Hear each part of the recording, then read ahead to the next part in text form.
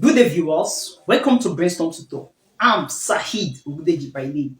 Today, we want to be looking at mathematics, and the topic for today is longitude and latitude. We all know that the Earth is not a perfect sphere, it is elliptical in shape, just like a shape of an head. Now, in order for us to get the location of any place on the surface of the Earth, we have to know their latitude as well as their longitude. Because their latitude simply means their x axis, while their longitude simply means their y axis. The location of any point on the surface of the Earth can be obtained by the intersections of x and y axis. That means the intersection of the lines of latitude as well as the lines of longitude. Actually, the lines of latitude is also known as a small circle, while the lines of longitude is also known as a great circle. So every lines of latitude are circle, but they call it a slice or a cut. So any cut on the surface of the Earth horizontally is known as the lines of latitude, while every cut or slice vertically on the surface of the Earth is known as what? The lines of longitude. Actually, what we have today, they just asked us to solve this right question. Then how can we go about it? It's very simple. So the first thing we need to do, let me just have solution. We all know that this is my x, this is my y, my x, my y, my x, my y. So in order for me to locate any point on the surface of the Earth, we just need to first of all sketch them on the diagram. So now let me first of all sketch this. I have this. So I have a line that is drawn from the north to the south. An imaginary line that is drawn from the north to the south. This line is known as the polar axis. You can jot it down. There's also an imaginary line that is drawn from the east to west. East to west. And these two lines passes through the center of the circle. This imaginary line that is drawn from the east to west is known as my equatorial axis. So this is my polar axis, this is my equatorial axis. Now, for any point along the parallels of latitude, they must always have a reference point. This reference point is known as my what? Equator. This cut is known as my equator. We call this equator. Equator is always at latitude 0 degree. It can either be 0 degree north or 0 degree south. Also, we also have a vertical cut or slice that is run from north to south. There is this reference vertical cut that is run from this north to south. This vertical cut is known as my prime meridians. They call it the reference cut. We call this one the prime meridian. It can either be from east to west. This is prime meridian. It is either 0 degree east or 0 degree west. So now, let us go back to this. We need to locate the position of all these points on the surface of the Earth. So the first thing they say is that latitude 40 degree north. That means that on x side it is 40 degree north, and what? Longitude 38 degree east. So I'm just going to draw this. This is what they are talking about. This is 40 degree north. I told you it's a kind of a circle like this. So let me call the center of the Earth 0. I'll call this center of a cut slice. Let's assume that we have an orange. If you cut orange into two equal parts, we have bigger radius. But if you cut the uppermost part of the orange, you have a smaller radius because you have the smaller portion of it. So that smaller portion of it is actually a latitude cut, latitudinal cut. But if you cut it in the middle, we call it what? We have what's called the equatorial cut. When you cut something in the middle, that means that you are dividing into two. So when you cut it at the top, we have a smaller radius because it's going to be the circle is going to be very small. While when you cut it at the middle, we have a very bigger radius, which is R. So now that's all about that. So now this is known as radius of the Earth, while this one is known as radius along the parallels of latitude. And the radius of the Earth is always constant. It is actually 6,400 kilometers, while the radius along the parallels of latitude varies. So now, because the Earth is not a perfect sphere. So now let us look at this. What we have here. Then we actually see that this is what we now want to locate this position on the surface of the Earth. We have 40 degree north, 38 degree east. Longitude 38 degree east. East is at the right hand side. So I have something like this. I'll call this one 38 degree east. Remember, the intersection between what? The latitude of 40 degree and 38 degree east will produce the point P on the surface of the earth. So this point is known as my point P on the surface of the earth. Also, I also need to produce another point Q on the which is latitude 40 degree north. They are on the same latitude but different longitude. The longitude is 22 degree east, is on the other side, the opposite side of the what? Of the 38 degree. So I'll draw that one like this.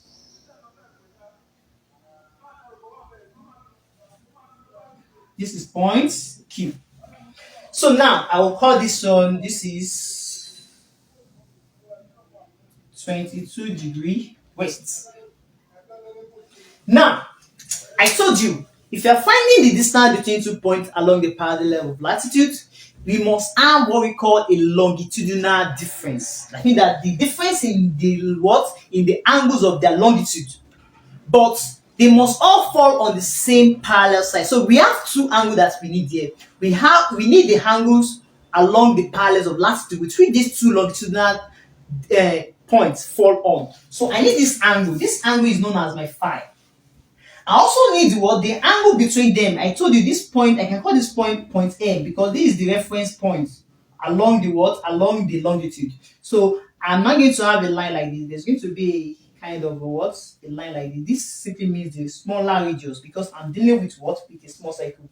So why this smaller radius is something like this? Let me just draw this. Something like this. It look like this. This is points just like an arc, length of an arc. So this is my center along the parallels of latitude.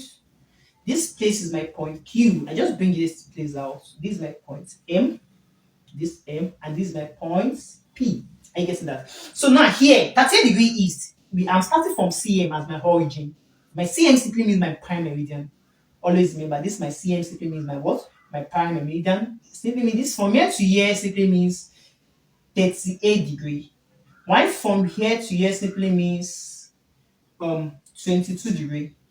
So now in order for me to now get my longitudinal angle, we sum up both of them together. So like something like this. What we need here, we need theta. Theta simply means my longitudinal angular difference. Angular difference. So to cut the long story short, if they fall on different hemispheres, maybe one is east, another one is west, we sum up their longitudinal angular difference. So I'm going to have theta is going to be 38 plus 22. And 38 plus 22 will give me what? Will give me 60 degree. Also, I also know the angles at the parallels of latitude between both the two longitudinal points fall on. So now I'm going to have that one, I call it phi. This one is the what? Angle at the parallel of latitudes. So that angles at the parallels of latitude between these 2 points is being located is known as what? 40 degree north. So, and we always write it as phi. Now, there's a relationship between this big R and this small r. This is also a big R. So now there's a relationship between this big R and this small r. This relationship is given as small r is equal to big R cos phi. So we need to make use of this whenever we are finding the distance between 2 points along the parallels of latitude. We only use this because this R simply means what? The radius along the parallels of latitude. So now let us now solve for this. Just say distance between PQ. Sorry, we write it as theta over 360 degree times 2 pi r. Remember that my r is big R cos phi. So now here my theta is my what? Is my longitudinal difference. So I'm going to, I have sum it up, I've gotten it here to be 60 over 360 degree times 2 times, remember that my pi is 3.142 times the radius. This bigger radius giving us big radius cos phi. Remember my bigger radius is 6,400 cos my phi is what? My latitude at the parallel is given to us as what? As 40 degree north. That is 40 degree. Then we just solve it out like that. This cancel this. 6 here 1, 6 here 6. then 2 here 1, then 2 here 3. So we use our calculator to 4.2345. When you now divide by 3, you have 1 3. Don't forget that 3. Yes. So we have 5,134.744 something and so on and so forth. So now, but remember, don't forget all this in WAEC. Always take note of all these three significant figures and the value of whatsoever they has to use. So now they say that to three significant figures, that means there's only three figures that must show up. So I'm going to have it to 5130. Remember, this 4 is not up to what 5, so we just round it down. So just say that is kilometer to three significant figures. So please take note of that whenever you are solving questions like that. So now the next one, I've been able to find the distance between 2 points along the parallels of latitude. Then I say that there is another point T that is on the same longitude with this, but different latitude. So we don't have more time. So what we do here is that we now need to create another point. They say that another point T. This is another point T. They say it fall on the same longitude with this 22 degree but different latitude. So this is point T. It fall on longitude 28 degree what? North. So now it's on latitude 28 degree north, but they fall on the same longitude. So they now have to find the distance between this place. Then, and I've told you, whenever you are finding the distance between two points along your longitude, you always begin from what? From its reference point. That means that I'm going to have something like this. I have this. I have this. So now, here. So the distance between the 2 points along the parallels of latitude, we always begin from what? From the equator. While the distance between 2 points along the what? Along the parallels of latitude, we always begin from the what? The prime meridian. So always mean distance between 2 points along longitudinal, we start from the what? From the prime meridian. While distance between 2 points on the what? On latitude, we always start from what? From the equator. So just take note of that. So let me call the angle here, let me call it beta. I don't just want to have the same thing as theta with the one I use here. This angle here is theta, while this one is what? Is beta. I just want to use it as beta like that. So now here, if I want to draw it out, I will draw it out to look like this. This angle is going to look like this. This is my center. Then I'm going to have this to be Q. This is my, and here I'm going to have this to be Q. Something like this. This is going to be Q. This is going to be T. And the last one is going to be, let me call this place G, which is my reference point. Let me call this G. So this simply means that every point that I'm going has to begin from what? From my G. So now the first one, since they both fall on the same hemisphere, we always know that we have to take away. But let me just draw it just like this. The first one is on Q. That is my Q is what? Is 40 degree north. So that's 40 degree north. I mean from here to here is what? 40 degree north. And from here to here, then I say this place is what? This place is 28 degree north. That's 28 degree. Since they both fall in north, you take away to find their what?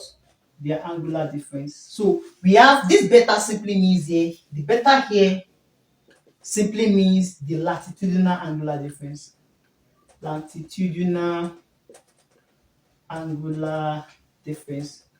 So since we are dealing with difference between 2 points along a great circle, I know if great circle simply means along the longitude, we use just big R. We don't use small r here. All these are big R, and big R, and big R. So here, my latitudinal angular difference is going to be, you take away, since both of them fall on the same edge. If from here to here is 40, and from here to here is 28, now get the distance between Q and T, the angular difference between Q and T. You have to take away this from this. So I now have to say 40 minus what? 28. And 40 minus 28 will give me what? That should be 12. 12 degrees. So now, I now need to use the formula distance between QT. Remember, it's along the great circle. I have theta, I'm using beta this time around. Here is beta. I have beta over 360 times 2 pi r. Remember, you can use anything, you can use gamma, you can use anything. So now I have to just signify that I'm dealing with different latitude angular difference. So beta is what? That's 12 over 360 times 2 pi big R, right? Then here The next thing I'm going to do, since I know that this one is 3.142 times 6,400. So I'm just going to punch my calculator and let me 40.59 kilometers. But remember, they say that to just how many decimal places? They say to three significant figures. So my answer is just going to be 1340. That's kilometer. So to three significant figures, that's what you're going to have. So now the next thing they ask us to now look after, they ask us to find the speed. Remember, speed is a scalar quantity. So when we said about distance cover all over that time taken, that means that the total distance covered by the aeroplane when it flies from this point P to this point Q, and plus the total distance is covered when it flies from this point Q to this point C, all over the total time taken. So, and that is very simple also. Let's going to be average speed. Average speed equals to total distance covered, total distance traveled over what? Over total time taken. So now, what's the total distance traveled? That's the distance QT. That's PQ. That is 5,130 plus this. That is 1,340 over total time taken. What's my total time taken for the whole journey? They are giving us to be 12 hours. So we do these calculations. Let's finish it up. 5,130 plus 1,340. We have it to be 6,470. We now divide by 12. When we divide by 10, we have it to be 539.16 kilometers. 539.15 kilometer, 0.16 kilometer. Let me just say 17 kilometer per hour. But remember, they said to three decimal places. That's I'm going to have 540 kilometer per hour. So that's the average speed that we have for the whole of this journey. So thank you very much for listening. I really appreciate your time. But don't forget to like, follow, and share. Thank you. See you in our next class. Bye.